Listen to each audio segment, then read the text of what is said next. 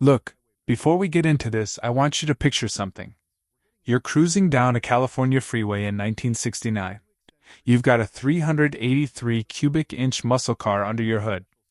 Your foot is down, and you feel completely untouchable. Then you glance in your rearview mirror, and your stomach drops. Because filling that mirror is a black and white police sedan that is closing on you like you're standing still. And here's the thing. That cop isn't driving some beefed-up ordinary car. That's a 440 Magnum, purpose-built to hunt you down, rated at 375 horsepower, capable of 147 miles per hour, and it was ordered by the California Highway Patrol specifically because regular patrol cars kept getting embarrassed by guys exactly like you. That moment right there is the whole story of American police cars. A century-long arms race between the streets and the law. And it produced some of the most jaw-dropping, historically important, and frankly underappreciated machines in American automotive history. Machines that didn't exist to win trophies or impress at car shows.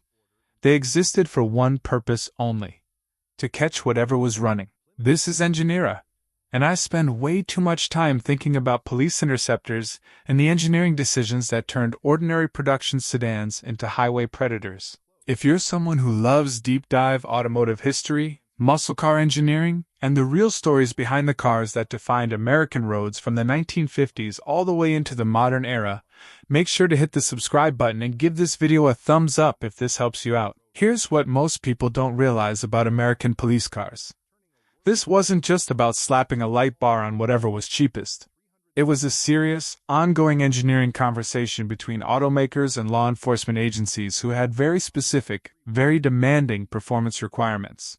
We're talking about cars that needed to idle for 8 hours straight with the air conditioning and radio running, sprint from 0 to 100 and back, navigate curbs and potholes that would destroy a civilian suspension, and in some cases crack speeds that no production muscle car of the same era could legally match. The cars on this list weren't just cop cars.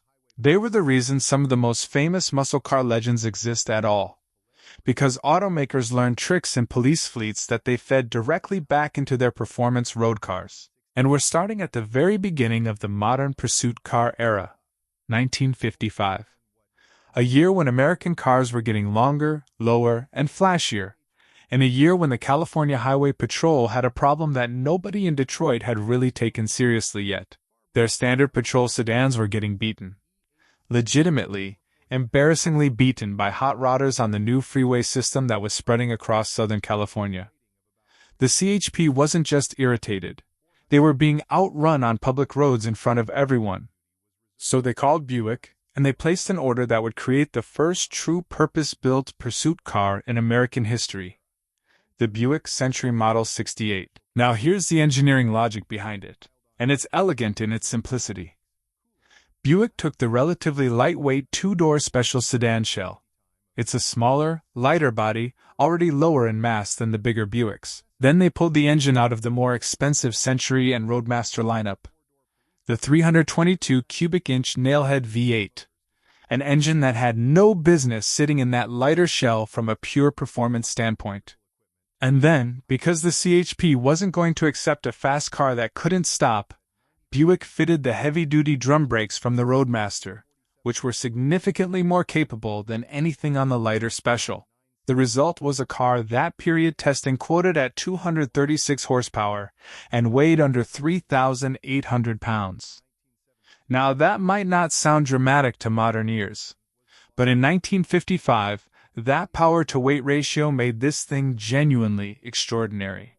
This was serious firepower for the era. Here's what makes the Model 68 even more fascinating from a historical perspective. Only around 270 of these two-door sedans were ever built. Every single one went directly to the California Highway Patrol. Not one was sold to a private buyer. Not one appeared in a dealer showroom. This was a purpose-built fleet vehicle, a machine designed for a single customer with a single job. And because of that exclusivity, because of that focused engineering brief, it became legendary. The CHP used these cars with a mix of 3-speed manual transmissions and the Dynaflow automatic, and they were immediately effective. The hot rodders who'd been leaving patrol cars in their rearview mirrors suddenly had a problem. Now the story doesn't stop at the engineering, because the Century 68 did something that almost no police car before it had managed to do. It became a genuine pop culture phenomenon. The television series Highway Patrol, starring Broderick Crawford as the gravel-voiced Lieutenant Dan Matthews, put Century 68s directly on American television screens week after week. Crawford's catchphrase 10-4 barked into the radio of a car that looked official, purposeful, and fast, turned a fleet order into an American cultural artifact. Millions of Americans who'd never heard of the Model 68 or the CHP's performance problem suddenly associated that specific car with the idea of law enforcement authority.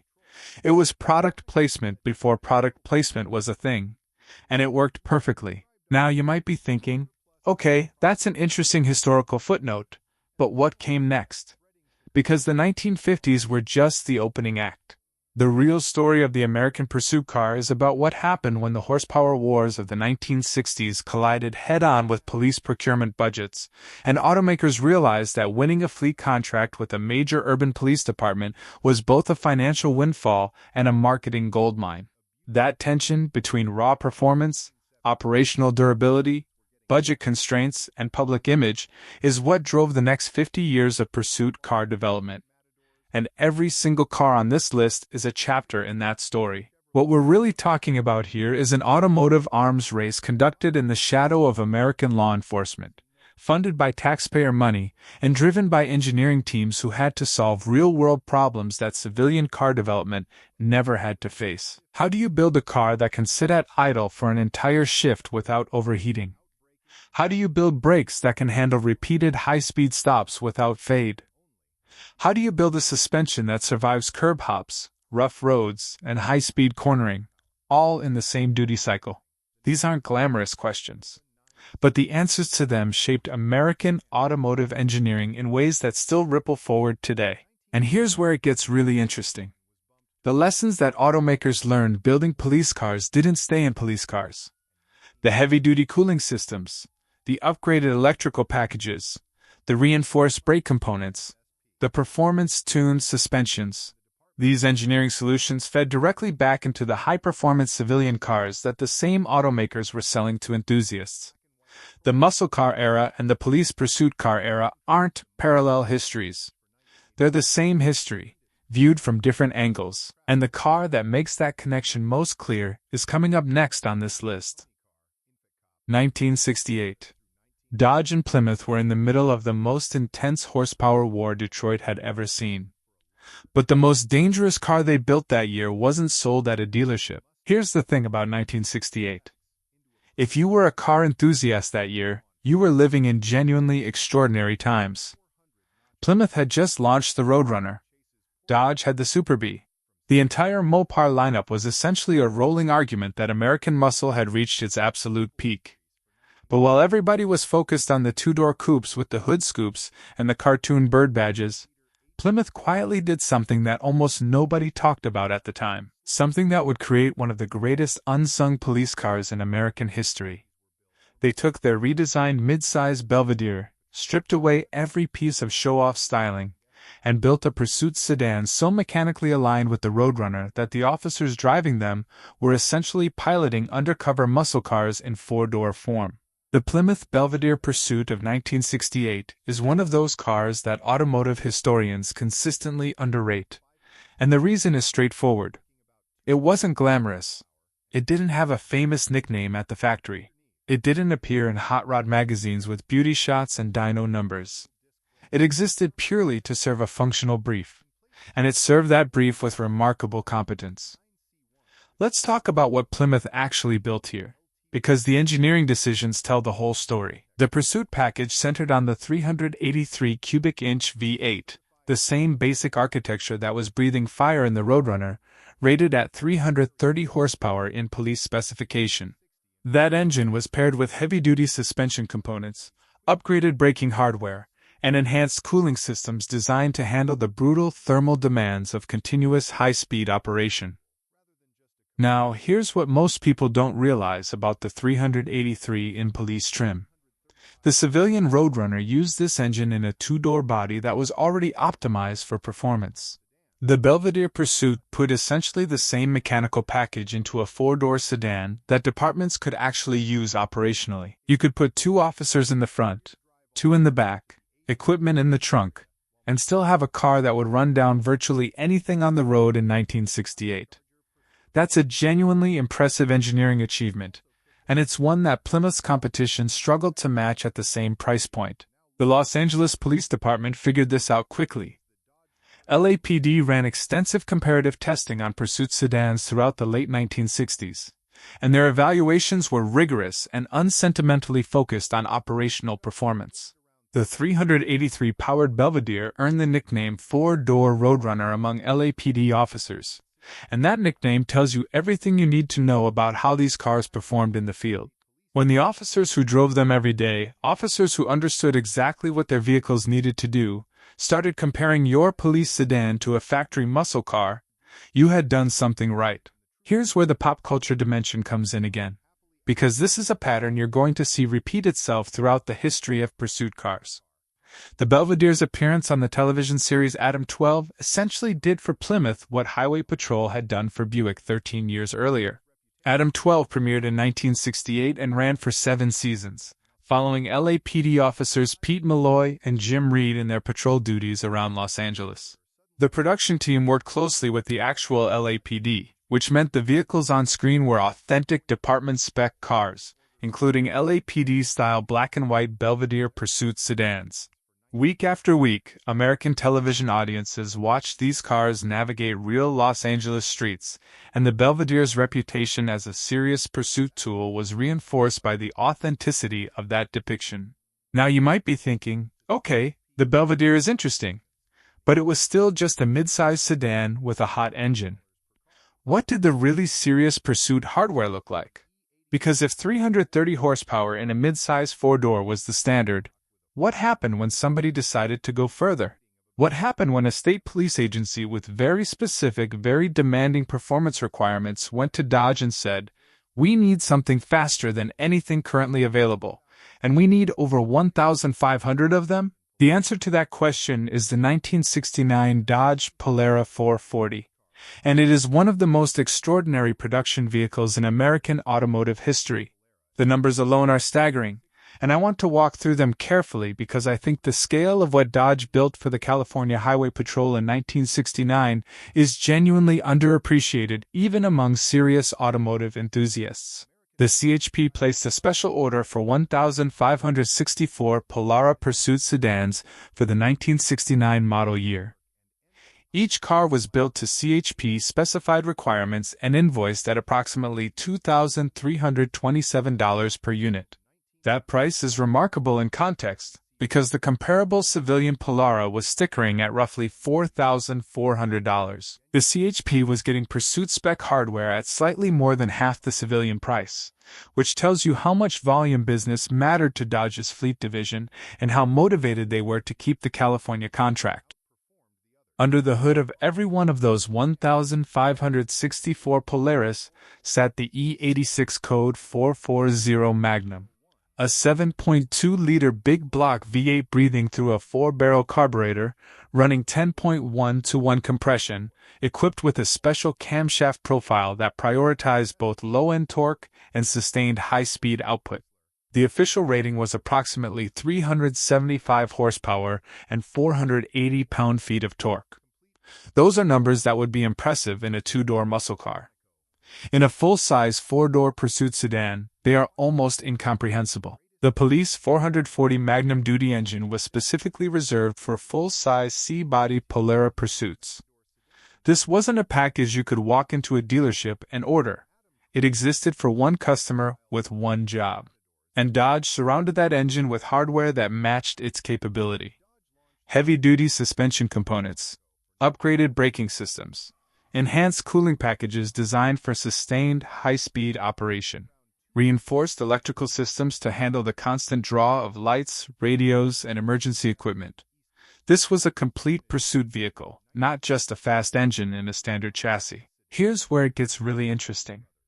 The performance figures for the 1969 Polara 440 are legitimately shocking even by modern standards. Contemporary testing documented 0 to 60 in approximately 6.8 seconds and a quarter-mile time of 14.8 seconds at 94 miles per hour. Those numbers are competitive with serious performance cars of the era. But the figure that truly defines the Polara's place in history is its top speed: 147 miles per hour. 147 miles per hour in a full-size, four-door police specification sedan in 1969. That number is so significant that it held a specific record. The 1969 Dodge Polara 440 was the fastest four-door police car ever built until 1994. 25 years. A quarter-century passed before any pursuit sedan managed to surpass it. That record is the clearest possible statement about what Dodge built for the California Highway Patrol in 1969. This wasn't a capable pursuit car. This was an engineering landmark. And the hot rodders who thought their 383-powered muscle cars made them untouchable on California freeways learned that lesson the hard way when those CHP Polaris appeared in their mirrors. Remember that image from the beginning of this video? That's exactly what was happening. Played out in real time, on real freeways, with real consequences. The Polaris story also illustrates something important about the economics of the pursuit car business during this era. Automakers weren't just chasing fleet contracts for the revenue. They were chasing them for the engineering intelligence those contracts generated. Building 1,564 cars to the CHP's demanding performance and durability specifications taught Dodge things about their 440 Magnum that civilian road testing couldn't replicate. The data from those cars running sustained high-speed patrols day after day informed future engine development, cooling system design, and chassis tuning across Dodge's entire lineup. And there's another dimension here that almost never gets discussed. The existence of the Polara 440 as a police vehicle created a fascinating real-world competitive benchmark. When Dodge's engineers knew that 1,564 of their cars were going to be driven at sustained high speeds by trained professional drivers who would report every mechanical failure and performance shortfall directly back to the procurement team, they had an incentive to get everything right that no civilian customer relationship could provide. Fleet contracts with demanding agencies like the CHP were, in a very real sense, the most rigorous quality control program available to American automakers in this era. Coming up next, we're moving into the early 1970s, and here's where the story takes a genuinely unexpected turn. Because the next great pursuit car didn't come from General Motors, Ford, or Chrysler. It came from American Motors, a company that had no business competing with the Big Three for a major urban police contract. And it won anyway. American Motors had no army of engineers, no billion-dollar development budget, and no history of building police cars.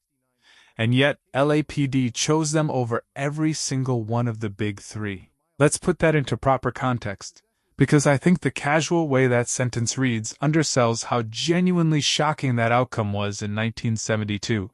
The Los Angeles Police Department was, and remains, one of the most visible, most scrutinized, and most influential urban police agencies in the United States. Their procurement decisions weren't just purchasing choices. They were statements. When LAPD put a car in black and white and sent it onto Los Angeles streets, they were telling every other department in the country that this vehicle met their standard. That endorsement was worth more than any advertising campaign any automaker could have designed. And in 1972, that endorsement went to American Motors. Here's the thing about AMC in the early 1970s. The company was genuinely scrappy in a way that the Big Three simply weren't. General Motors had enormous resources and enormous institutional inertia. Ford had scale and market dominance. Chrysler had the Mopar performance legacy and deep relationships with law enforcement procurement offices built over decades. American Motors had none of that. What they had was a mid-sized sedan called the Matador, an engineering team that was hungry to prove something, and a willingness to do whatever it took to win the LAPD contract. That combination turned out to be exactly what was needed. The AMC Matador 401 police sedan is the kind of car that gets a footnote in most automotive histories when it deserves a full chapter. Let's start with the engine, because the power plant is where AMC made their boldest statement. The 401 cubic inch V8 was the largest engine in American Motors' lineup, and in police specification it produced approximately 255 net horsepower. Now, understand the context of that number. By 1972, the horsepower wars were officially over. Federal emissions regulations, insurance pressure, and the looming fuel crisis had already forced GM, Ford, and Chrysler to dramatically detune their performance engines. Net horsepower ratings across the industry had collapsed. The 401 AMC was operating in a landscape where genuinely powerful engines were becoming increasingly rare, and it stood out precisely because of that scarcity.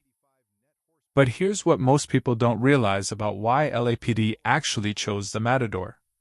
It wasn't just the engine. AMC submitted their pursuit package to the same rigorous comparative testing that LAPD applied to every candidate vehicle, and the Matador didn't just pass the tests.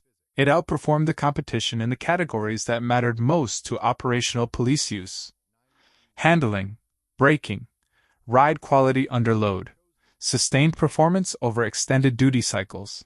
The Matador beat police specials from General Motors, Ford, and Chrysler on the metrics that LAPD's testing team cared about, and it did so consistently enough that the department felt confident making it their primary patrol vehicle. LAPD's confidence showed up directly in their purchasing numbers. In 1972 alone, the department bought 534 Matador police sedans, 534 cars, for a single model year, from a company that most automotive journalists were already writing off as a rounding error in the American car market. That purchase order represented a massive operational commitment, and it validated AMC's pursuit package in the most public, most definitive way possible. Other departments across the country paid attention. When LAPD makes a fleet choice, people notice. The department continued using Matador sedans through the 1974 model year, building a multi-year operational record that allowed AMC's engineers to gather real-world durability data at a scale that their civilian sales volumes could never have provided. This is that same pattern we identified with the Polara 440. Fleet contracts with demanding agencies served as an involuntary engineering development program, and the insights generated fed back into AMC's broader product development in ways that benefited the civilian lineup as well. Now look, the Matador's police career also had a pop culture dimension, and this one is particularly interesting because of how specifically it was documented. Adam 12, the same television series that had featured Plymouth Belvedere pursuit sedans in its earlier seasons, updated its fleet as LAPD updated theirs. When LAPD switched to Matadors, Adam 12 followed. Levy-style black and white Matadors equipped with the 401 Police Interceptor package appeared on screen, and production detail enthusiasts have noted that these cars wore their 401 fender badges on camera. That's a level of authentic operational detail that most television productions of the era wouldn't have bothered with, and it speaks to the close working relationship between the show's producers and the actual LAPD. Here's where it gets really interesting from a broader industry perspective. The AMC Matador's success in the LAPD contract sent a message to the Big Three that they absolutely did not want to receive. The message was this: if you take fleet procurement for granted, if you assume that your brand name and your existing relationships are enough to hold major contracts, a smaller, hungrier competitor will come in, do the engineering work more carefully, price the package more competitively, and walk away with your business. General Motors, Ford, and Chrysler all heard that message clearly, and the pursuit car hardware they developed through the mid-1970s and into the 1980s reflects a level of competitive seriousness that probably wouldn't have existed without the AMC wake-up call. Now you might be thinking, okay, but what about the cars on the other side of that competition? What was Dodge building with their full-size lineup during this same period? Because AMC winning the LAPD contract is a great story, but the Mopar engineers didn't just pack up and go home. They were working on something that would become arguably the most famous police car in American history. Not because of what it did on patrol, because of what it did in a movie theater. The 1974 Dodge Monaco with the A38 police package is where the pursuit car story intersects with American popular culture in a way that has never been repeated. Here's the setup. Dodge launched a completely redesigned full-size Monaco for 1974, riding on the same C-body platform that had carried the legendary Polara 440. The new Monaco was larger, more refined in its styling, and offered with a comprehensive police package that the fleet division called the A38. That package bundled heavy-duty suspension components, upgraded braking hardware, enhanced cooling systems, and the option for a 440 Magnum V8 producing approximately 275 net horsepower in pursuit tune. Remember, this is 1974. The muscle car era is officially dead. 275 net horsepower in a full-size sedan is extraordinary for this moment in American automotive history. The Monaco A38 served agencies from the California Highway Patrol to departments across the Midwest and East Coast. It was a capable, durable, well-regarded pursuit vehicle that did its job effectively and without drama, and it would probably be a respected footnote in police car history, known primarily to fleet vehicle enthusiasts and Mopar collectors, except for what happened in 1980. The Blues Brothers. If you haven't seen it, the premise involves two brothers, Jake and Elwood Blues, attempting to put their old band back together to raise money for a Chicago orphanage. The vehicle they drive through the entire film is a decommissioned 1974 Dodge Monaco police sedan, purchased at auction from the Mount Prospect Police Department. Elwood Blues describes it on screen with the kind of reverent automotive specificity that tells you Dan Aykroyd, who co-wrote the film, genuinely understood what he was talking about. Aykroyd has stated publicly that he chose the 440 Monaco specifically because he considered it the hottest police car of the 1970s. That assessment, coming from someone who clearly did his research, is a meaningful endorsement. What the Blues Brothers did for the Monaco's legacy is remarkable. The film showed that car jumping a drawbridge, threading traffic in downtown Chicago, executing maneuvers that pushed the limits of what a full-size sedan could physically do, and surviving abuse that should have destroyed it multiple times over. The Bluesmobile became one of the most iconic vehicles in American cinema, and every frame of its screen time was a tribute to the engineering integrity of the A38 police package. A car that was built to survive real-world police duty proved it could survive Hollywood stunt driving, which is perhaps the most demanding test of all. Here's something worth sitting with for a moment. The 1974 Monaco, the 1972 Matador, the 1969 Polara, the 1969 Polara, the 1968 Belvedere, the 1955 Century Model 68. Every single one of these vehicles existed primarily as a tool. They were procurement decisions, budget line items, fleet assets with depreciation schedules and maintenance costs, and yet every single one of them generated a cultural legacy that outlasted the agencies that operated them, the officers who drove them, and in most cases the automakers that built them in their original corporate form. There is something genuinely profound about that. The most durable legacy these cars created wasn't their service records. It was their stories. And the next chapter of this story takes a sharp turn into an era of constraint, creativity, and one of the most surprising underdog victories in American automotive procurement history. The fuel crisis hit American law enforcement budgets exactly as hard as it hit civilian wallets, and the question of how to build a pursuit car that could perform without destroying a department's fuel budget produced an answer that nobody in the industry expected. Nobody expected a compact Chevrolet to walk into a parking lot full of big V8 sedans and beat every single one of them. But that's exactly what happened. The mid-1970s were a brutal period for American automotive performance.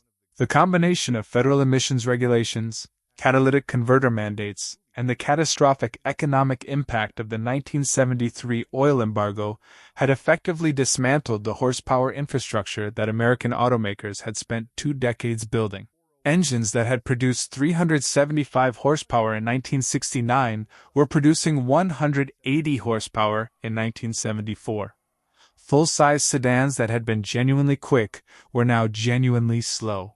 And law enforcement agencies that had built their pursuit strategies around the performance capabilities of big V8 cars suddenly found themselves operating vehicles that were increasingly inadequate for the job while simultaneously consuming fuel at rates their budgets could no longer sustain. This was a genuine operational crisis for American law enforcement, and it demanded a genuine engineering solution. The old answer, just put a bigger engine in a bigger car, wasn't available anymore. The big engines were gutted. The big cars were expensive to fuel. Departments needed something different, and what General Motors and the Los Angeles County Sheriff's Department discovered together in 1974 was that different didn't mean worse. It meant smarter. Here's the thing about the Chevrolet Nova 9C1. It didn't begin as a product plan or a marketing initiative. It began as a prototype. In 1974, Chevrolet's fleet division built a single Nova equipped with a 350 cubic inch V8 and a collection of heavy-duty components assembled from various parts of the GM catalog. The goal was simple and direct. Could a compact sedan with a small block V8 perform competitively against the full-size pursuit vehicles that departments were currently operating? The theoretical argument was attractive. Less weight means less engine needed to achieve the same acceleration. Less engine means less fuel consumed. Less fuel consumed means lower operating costs.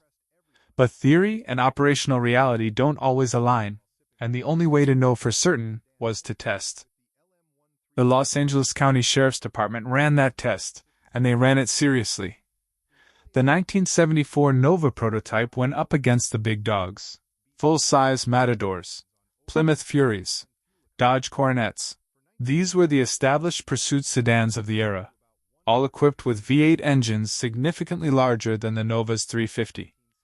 All with proven operational track records, and all from manufacturers with established fleet relationships and procurement histories. The Nova had none of that institutional advantage.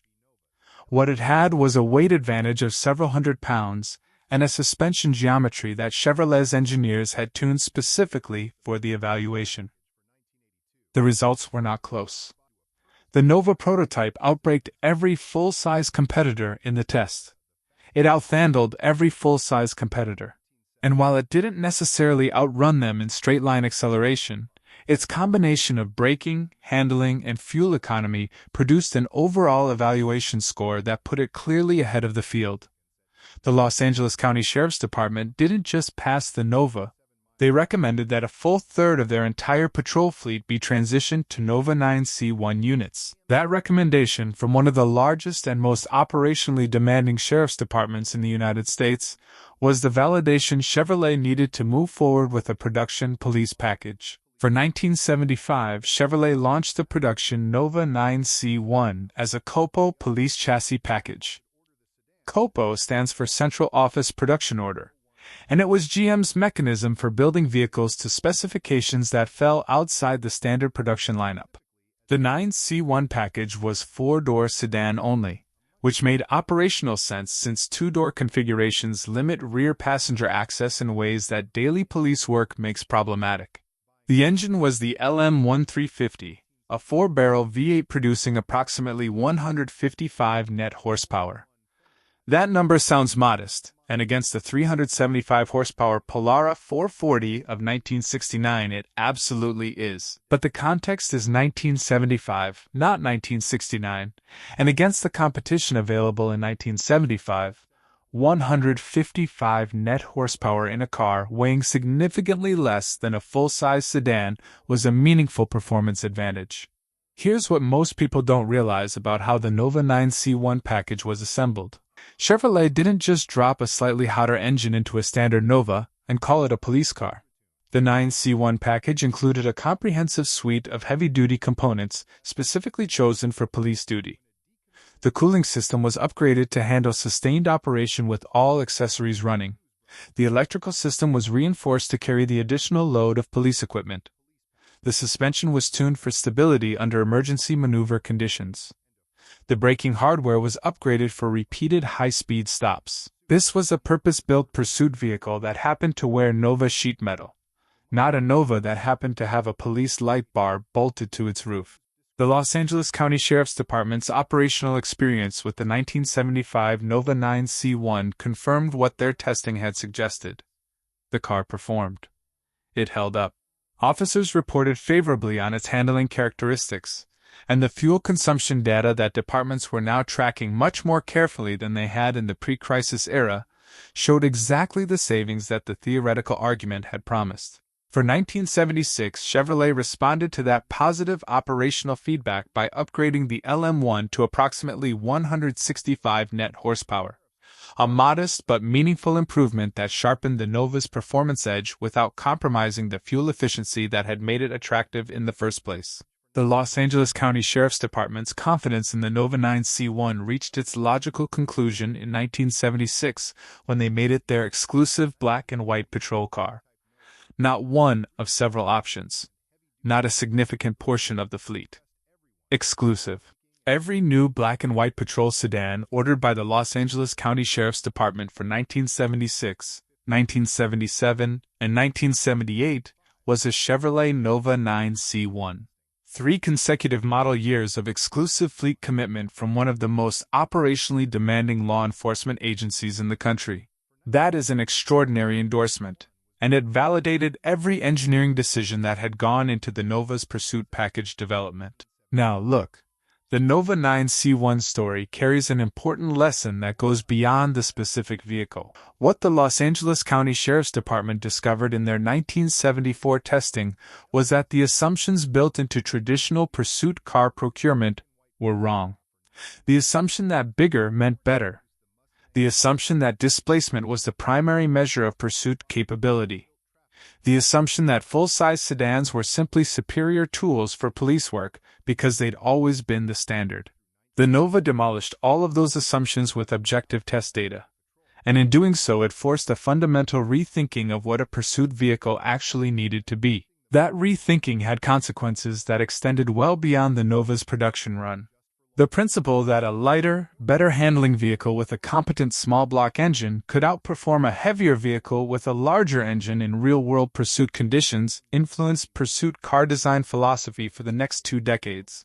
It's not an exaggeration to say that the Nova 9C1's success laid the intellectual groundwork for what came next.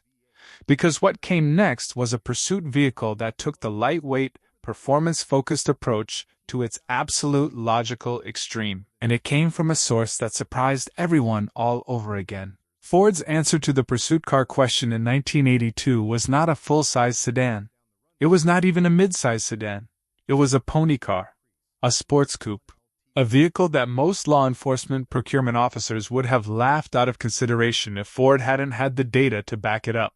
The Mustang Special Service Package, known universally as the SSP, represents one of the most creative and operationally successful pivots in the history of American fleet vehicle development.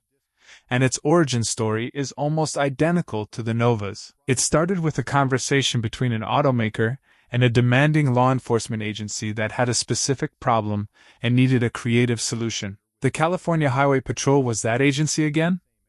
The same organization that had gone to Buick in 1955 and come away with the Century Model 68. The same organization that had placed that extraordinary 1969 order for 1,564 Polara 440s. The CHP had an institutional history of demanding pursuit performance that exceeded what standard fleet vehicles could provide, and by the early 1980s they had a new problem. The full-size and mid-size sedans available for police duty were heavy, relatively slow, and increasingly inadequate for freeway pursuit work on California's expanding highway system. They needed something lighter and faster. Ford's response was to adapt the Fox body Mustang 5.0 LX into a purpose-built pursuit package for law enforcement use only. The SSP was not available to civilian buyers. Like the Buick Century Model 68 that had started this whole story 27 years earlier, it existed exclusively for the law enforcement market.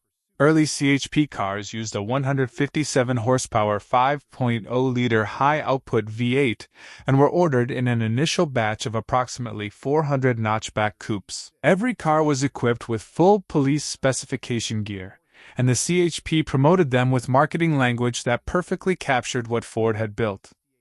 The slogan was direct, confident, and completely accurate. This Ford chases Porsches for a living. That line is one of the great pieces of automotive marketing writing, because it communicates everything relevant in 7 words: performance, purpose, confidence. And it's not hyperbole. A properly specified Fox body Mustang SSP with the 5.0 HO was genuinely capable of running down sports cars that civilian patrol sedans couldn't touch. The combination of the relatively lightweight Fox platform, the torquey small block V8, and the Mustang's inherently better aerodynamic profile gave it a top speed and acceleration capability that made it uniquely effective for high-speed freeway enforcement. Over the SSP's production run from 1982 through 1993, approximately 15,000 units were built for more than 60 law enforcement agencies. The client list reads like a comprehensive survey of American law enforcement diversity. State agencies including the CHP and Florida Highway Patrol, federal agencies including the DEA and FBI, and then the assignment that has become perhaps the most genuinely extraordinary footnote in the SSP's operational history. The United States Air Force used Mustang SSPs to chase Lockheed U-2 spy planes down runways during landing operations.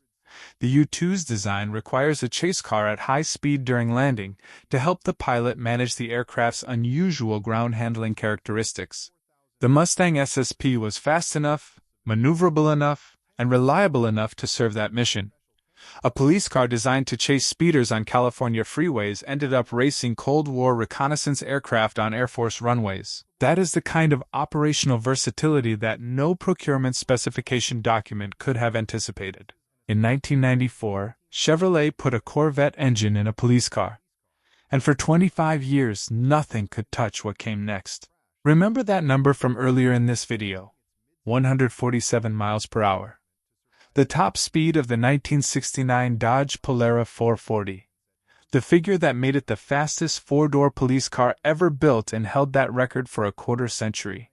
25 years is an almost incomprehensible span of automotive development to hold any performance record. In those 25 years, American automotive engineering went through the fuel crisis, the emissions crisis, the malaise era, the downsizing era, the front-wheel drive revolution, and the tentative early steps of the performance recovery that would eventually produce some of the greatest muscle cars in history.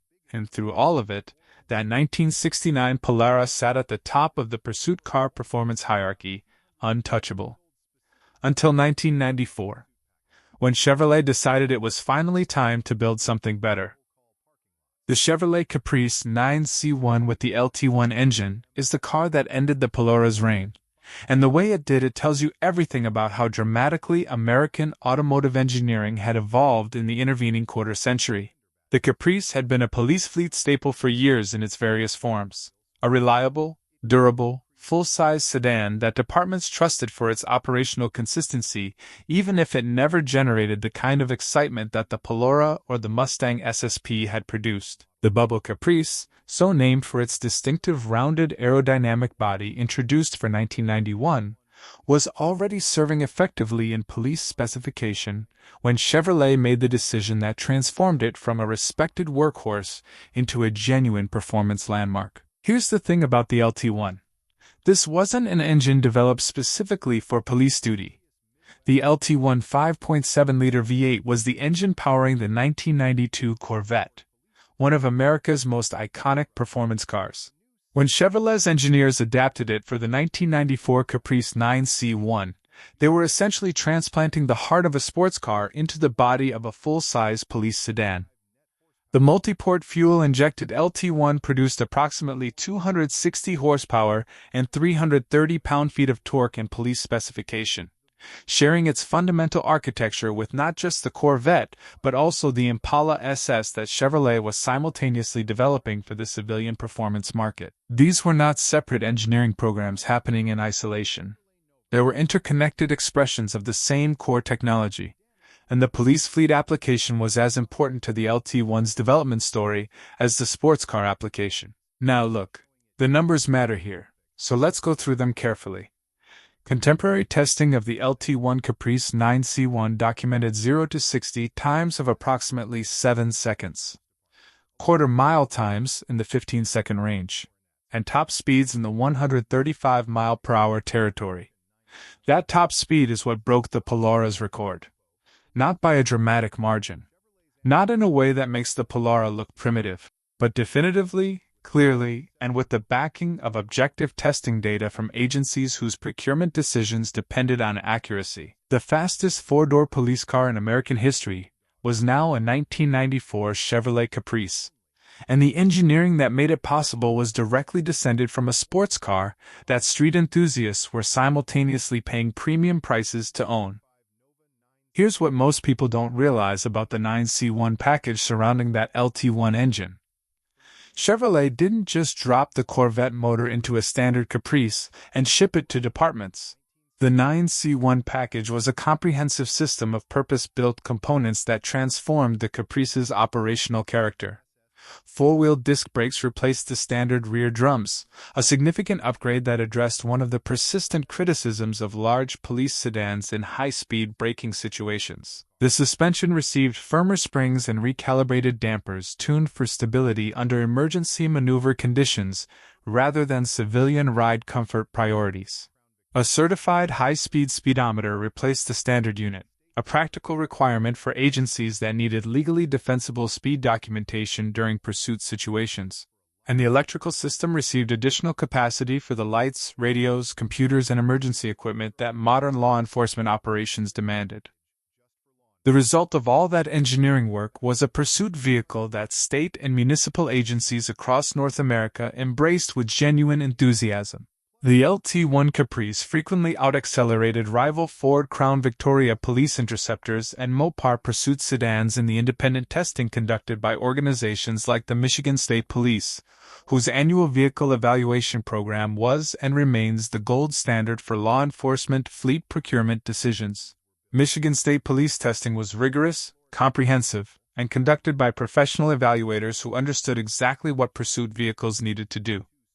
When the LT1 Caprice performed well in those tests, departments listened. And here's where the story takes a turn that nobody in law enforcement procurement wanted to deal with. General Motors discontinued the Caprice after the 1996 model year. The decision was driven by civilian market forces. The full-size rear-wheel drive sedan market had been contracting for years as front-wheel drive platforms and eventually sport utility vehicles consumed an ever larger share of American automotive consumer preferences. GM's accountants looked at the Caprice's civilian sales volumes and made the call that the platform couldn't be justified economically. What they perhaps didn't fully account for was how catastrophically that decision would affect law enforcement agencies that had built their fleet strategies around Caprice availability. The Crown Victoria Police Interceptor filled much of the gap, and Ford deserves credit for maintaining rear-wheel drive police sedan production long after GM abandoned it. But the Crown Victoria's 4.6-liter modular V8, while reliable and durable, didn't match the LT1 Caprice's outright performance.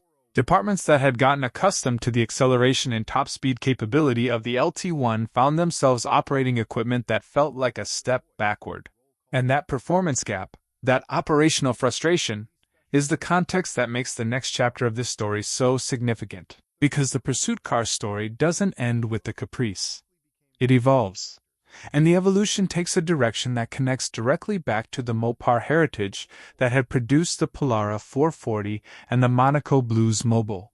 When Dodge brought the Charger nameplate back for 2006, they weren't just building a retro muscle sedan for enthusiasts who remembered the original. They were making a calculated move into the law enforcement fleet market that the Caprice's discontinuation had left partially underserved. And the engineering decisions behind the pursuit specification Charger reflect lessons learned from every vehicle on this list. The Dodge Charger Police Package launched after the car's debut at the 2005 New York Auto Show, and it gave departments something they genuinely hadn't had since the Caprice disappeared. A rear-wheel drive police sedan with serious performance credentials. Early pursuit Chargers offered two engine choices: a 3.5-liter V6 for departments prioritizing fuel economy, and the engine that mattered, the 5.7-liter Hemi V8. The Hemi carried enormous brand equity from Dodge's muscle car heritage, and in pursuit specification, it was rated at approximately 340 horsepower. Cylinder deactivation technology allowed it to run on 4 cylinders during low-demand situations, saving fuel during the long patrol hours when officers were monitoring traffic rather than chasing it. That combination of performance capability and operational economy addressed the precise tension that had defined police fleet procurement since the fuel crisis of the 1970s. For 2009, Dodge upgraded the Hemi to approximately 368 horsepower and 395 pound-feet of torque. And here's where the competitive dimension of the modern pursuit car market becomes genuinely interesting. Dodge didn't just announce those numbers and expect departments to take their word for it. They submitted the Charger Police V8 to Michigan State Police testing, the same rigorous evaluation program that had validated the LT1 Caprice's performance claims 15 years earlier. And the Charger didn't just pass. Dodge marketed it directly as the most powerful production cop car on the market, backed by Michigan State Police test results showing it leading the evaluation field in acceleration, top speed, and braking. That marketing claim, grounded in independent third-party testing data, is the modern expression of something that has been true about the pursuit car business since the California Highway Patrol went to Buick in 1955. Performance claims in this market have to be real. They have to be demonstrable. They have to hold up under the scrutiny of professional evaluators whose agencies will operate these vehicles in life safety situations where inadequate performance has direct consequences. There is no segment of the automotive market where the gap between marketing language and engineering reality is more quickly and more definitively exposed than law enforcement fleet procurement. And every car on this list earned its reputation not through advertising, but through performance. This is where it gets really interesting when you step back and look at the complete arc of this story. From the 1955 Buick Century Model 68, built in a run of 270 units exclusively for the California Highway Patrol, to the Dodge Charger Pursuit, built by the thousands for agencies across North America and continuing in production today. The through line connecting every vehicle on this list is the same fundamental engineering challenge. How do you build a car that performs at the absolute limit of what its mechanical components can sustain, day after day, shift after shift, in conditions that no civilian vehicle will ever face, at a price point that a public agency operating on taxpayer money can justify? The answers that American engineers produced across 7 decades of pursuit car development are a genuine testament to creative problem-solving under constraint. The Buick engineers who figured out that a lighter body plus a bigger engine plus heavy-duty brakes equaled the right formula for 1955. The Plymouth engineers who recognized that their muscle car architecture translated directly into pursuit sedan capability for 1968. The Dodge engineers who built a full-size sedan capable of 147 miles per hour in 1969 and held that record for 25 years. The AMC engineers who beat the Big Three on handling and braking with a mid-size sedan from a company that had no right winning that competition. The Chevrolet engineers who demonstrated that a compact Nova could outbrake and outhandle full-size pursuit sedans that outweighed it by hundreds of pounds. The Ford engineers who put a pony car into police service and ended up chasing spy planes down Air Force runways. And the Chevrolet engineers who broke a 25-year top speed record by transplanting Corvette technology into a full-size police sedan. Each of those solutions required engineers to think differently about what a pursuit vehicle needed to be. Each of them challenged assumptions that the industry had treated as settled. And each of them produced a car that did its job so well, so memorably, and so distinctively, that it earned a place in American automotive history that goes far beyond its operational service record. These weren't just police cars. They were answers to hard engineering questions, asked by demanding clients who needed real solutions and had no patience for anything less. The pursuit car story is still being written today. Modern police fleets include vehicles that would be completely unrecognizable to the California Highway Patrol officers who climbed into those Century Model 68s in 1955. Turbocharged engines, all-wheel drive systems, carbon ceramic brakes, active suspension technology, performance management systems that would have seemed like science fiction to the engineers at Buick's Fleet Division 7 decades ago. But the fundamental question that drives every procurement decision, every engineering brief, every test evaluation, remains exactly what it has always been. Can it catch whatever is running? That question is the soul of the pursuit car. And as long as there are roads and the need to police them, engineers will keep finding new and increasingly extraordinary ways to answer it. The arms race that started on California freeways in 1955 when hot rodders embarrassed standard patrol sedans is still ongoing. The technology changes, the platforms change, the engines change, but the mission stays the same.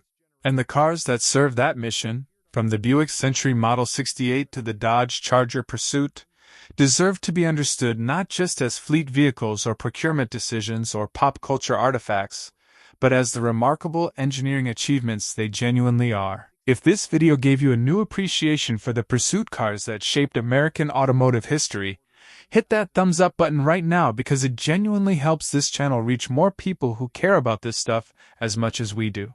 Subscribe to Engineera if you haven't already, because we go this deep on automotive history every single week.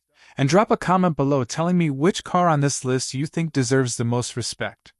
I already know what my answer is, but I want to hear yours.